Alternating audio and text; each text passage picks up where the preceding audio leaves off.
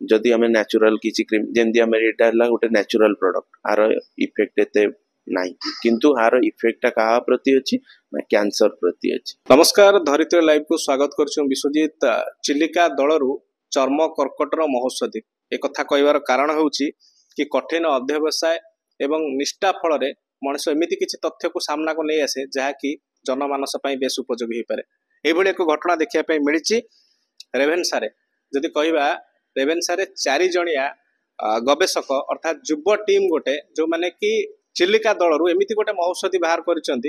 चर्म कर्कट को रोकवे सहायक हो पार। ए विषय अधिक आलोचना आम सहित अच्छा रेभेन्सार युव गवेषक जड़े उदीयमान गवेषक डॉक्टर सौम्य रंजन आम सहित सौम्य रंजन बाबू अच्छा सीधा सड़क आलोचना करवा। सर धरित्री को आपको स्वागत करुच्ची। प्रथम तो आपको आम कंग्राचुलेसन जनाई चाहबू एत कम वर्ष बयस आपण टीम गोटे सफलता हासिल करमती लगुच।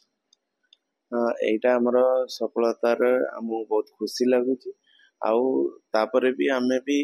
जोटा भी आम 6 वर्ष धरी गवेषणा करथिलु सेटा जोटा हमर गोटे प्रोडक्ट आसिला जोटा कि आम मार्केट को नहीं पारिबु सेति पे हमें बहुत खुशी। काहे कि मुंड को आसिला कि चिलिका दल आउ रेभेन्सा कर्कट ये सब कथा को केमिति गोटे कोन आपण जोड़ी पारले। एटा हमर जे सुपरवाइजर थिले प्रोफेसर लुना सामंत आउ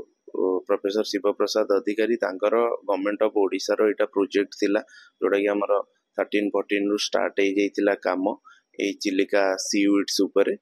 जहार कि आमे से जो सीवीड्स ता आमे पाइलु कारण ए चिलिका ला तार स्पेसिफिक ता सालिनिटी पई फेमस जो थरे कि ए सीवीड ता बेसी ग्रो करे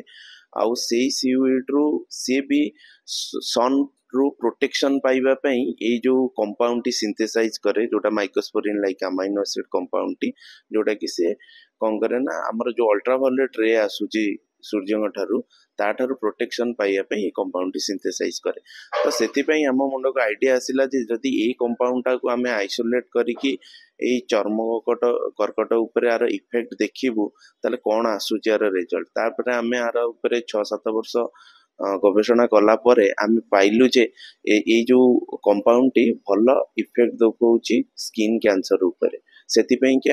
आमे पेटेंट अप्लाई कलु गवर्नमेंट ऑफ इंडिया को जोटा कि 2021-22 रे अप्लाई कलो और 2025 रे पेटेंट एक्सेप्टेड है। वर्तमान समय रे एटा को जदी फार्मा इंडस्ट्री को हस्तांतर करा जाय टेक्नोलॉजी को केमति कोन फलप्रद बोली मापुछन आपण आमे जेतु आमे एक्सपेरिमेंटल एविडेंस रे को प्रूव करके पेटेंट नैचु एबे आमे को ट्रांसफर करिवु फार्मा इंडस्ट्री को आर टेक्नोलॉजी को ट्रांसफर करिवु आमे चाहूछु जे जेते शीघ्र आमे ट्रांसफर करले जेमति कि मार्केट को आसी परिवो। साधारण गोटे साधारण कथा वर्तमान समय गोटे फैशन जुग हो गला मुहर क्रीम लगेगा विभिन्न प्रकार क्रीम लगाउछन लोक माने पुओ हंतु झी हंतु से सब प्रति केते सचेतन रहर आवश्यकता अछि आपण मत करे कारण एबे जो क्रीम गुडा को यूज करूचंती जो एबे आपण रिसेंटली भी न्यूज़ देखिथिबे बहुत सारा भुवनेश्वर रे क्रीम सब डुप्लीकेट क्रीम यूज करथिले जोति पे कि चर्म कर्कट होबार चांसेस इज हाई तो सेति पे कि आपण केयरफुल रहया दरकार आउ क्रीम टा जो भी सन प्रोटेक्शन फैक्टर की डिफरेंट क्रीम यूज करछन तादरे केमिकल फ्री जेते सब क्रीम अछि ताको यूज करंतु जदि हमें नेचुरल किसी क्रीम जमी आम यहाँ गोटे नेचुरल प्रोडक्ट आर इफेक्ट एते नहीं किंतु आर इफेक्ट क्या प्रति अच्छी ना कैंसर प्रति अच्छी ताले एटा जदि आम यूज करूचु ताले जो आमर सूर्य ठारू अल्ट्रावायलेट रे आसुची ता एगेंस्ट रे ये प्रोटेक्शन दब प्लस आर कौन एक्स्ट्रा अच्छी ना एंटीऑक्सीडेंट प्रॉपर्टी अच्छी जो कि इफेक्ट देखो जार डुअल प्रॉपर्टी जो ये कौन ना बेस्ट यूज हो पार आमर एंटी कैंसर प्रॉपर्टी। शेष कथा जानापी चाहिए परिश्रम फल मिठा होता है आपण मैंने परिश्रम करते तार फल क्या धन्यवाद आमे एटा जेतबळे हमर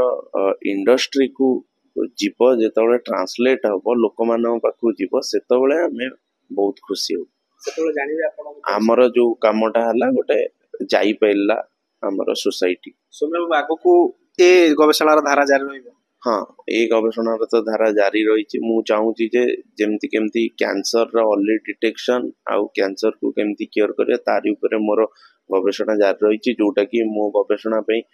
मु धन्यवाद देवी Indian Council of Medical Research को जो कि मते भी से फंडिंग करूचंती ତ ସେଥିପାଇଁ କି ଏ ଗବେଷଣା କ୍ୟାନ୍ସର ପ୍ରତି ଜାରି ରହିବ। ନିଶ୍ଚିତ ଭାବରେ ଆମ ସହିତ ଥିଲେ ଯୁବ ଗବେଷକ ସୌମ୍ୟ ରଞ୍ଜନ ଏବଂ ଆମେ ସମସ୍ତ ତାଙ୍କର ଯୋଉ ଟିମ୍ ରହିଥିଲେ 4 ଜଣିଆ ଟିମ୍ ତାଙ୍କୁ ଧନ୍ୟବାଦ ଦେବା ପାଇଁ ଚାହିଁବୁ କି ये जो 2014 जो प्रोसेस रे ସେମାନେ ଥିଲେ ତାର ଫଳବତୀ ହେଇଛି ଏବଂ ଆହୁରି ସେମାନେ ଖୁସି ହେବେ ତା ସହିତ ଆମେ ମାନେ ମଧ୍ୟ ଖୁସି ହେବୁ ଯେତେବେଳେ ଏଇ ଗବେଷଣାର ତଥ୍ୟଟି ଫାର୍ମା ଇଣ୍ଡଷ୍ଟ୍ରିକୁ ଯିବ ଏବଂ ଯୋଉ ତଥ୍ୟ ସେମାନେ କାଢିଛନ୍ତି କି କିଭଳି ଭାବରେ ସ୍କିନ୍ କ୍ୟାନ୍ସର କୁ ରୋକି ହେବ ଏବଂ ସେଇଟା କେମିତି ଲୋକଙ୍କ ପାଖରେ ପହଞ୍ଚିଲା ପରେ ଲୋକ ଯଦି ଉପକୃତ ହେବେ ଭାବିବା ଏ ସଫଳତା ଆହୁରି ଆମ ପାଇଁ ଆନନ୍ଦ ଆଣିଦେବ। କଟକରୁ ବିଶ୍ୱଜିତ ନାୟକଙ୍କ ରିପୋର୍ଟ, ଧରିତ୍ରୀ ଲାଇଭ୍।